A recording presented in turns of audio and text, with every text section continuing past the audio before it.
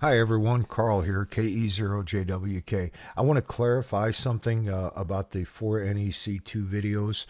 Um, I've had some comments, and I appreciate every comment I get. So it let me know that I need to clarify this. The videos are not about any particular antenna or the resulting patterns of that antenna.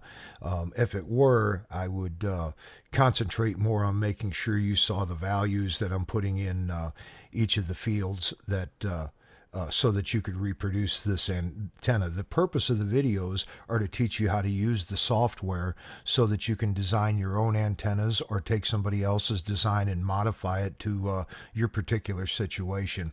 Anyway, apparently there was a little bit of confusion about it because I've had a couple of, a few comments not on YouTube, but actually on Facebook. And like I said, I really appreciate them. It let me know that I needed to clarify a little bit. Thank you all, and I really appreciate all the feedback I get, good and bad.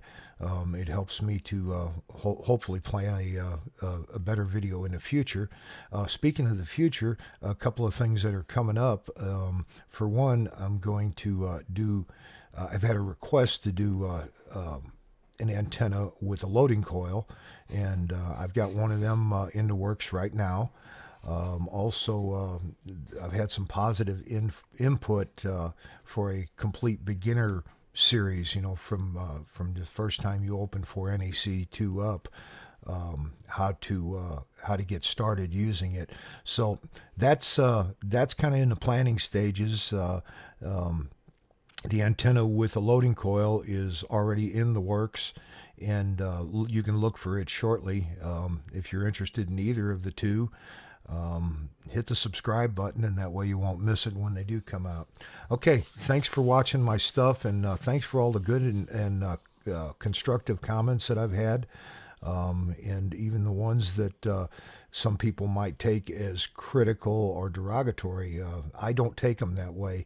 I've got thick skin, and I always appreciate your input. Thanks for watching my stuff. KE0JWK.